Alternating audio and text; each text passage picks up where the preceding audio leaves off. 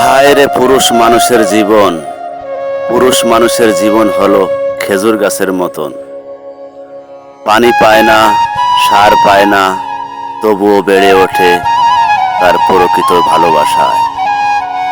একটা পুরুষ যখন তার বাল্য জীবন শেষ করে কর্মজীবনে যায়, আজ যখন তার জীবন সঙ্গিনী রূপে সংসারে আসে এক নারী, সেই নারীর ভালোবাসায় পুরুষ তার জীবন যৌবন সব ধ্বংস করে দিয়ে তার পিছু সময়ের তালে তালে ঘুরতে থাকে।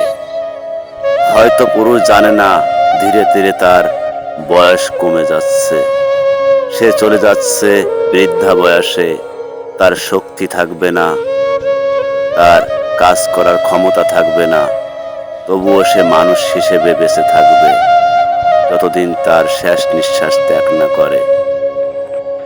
যখন একটা পুরুষ আর একটা নারীর সাথে বিবাহে আবদ্ধ হয়ে ঘর বাঁধে, কিছুদিন পর তার পরিবারে নেমে আসে একটা ফুটফুটে সন্তান।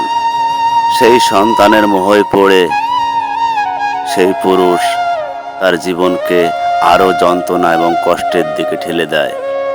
কি করে তার সন্তানের ভবিষ্যৎ, কি করে তার সন্তান সুশিক্ষিত হবে সেই প্রত্যাশায়।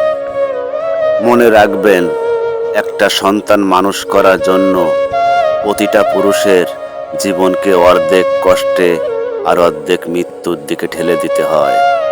ওই সন্তান জানে না তার পিতা কি কষ্ট করে পরিশ্রম করে তার জন্য তার খরচ এবং তার জীবন চালাতে সমস্ত কিছু করে থাকে। মনে রাখবেন, একটা পুরুষ তার সন্তানের ভবিষ্যতের জন্য সব কিছুই করতে পারে। সেই পুরুষ ভাবে কি করে তার সন্তান সুখে থাকবে এবং ভালো থাকবে।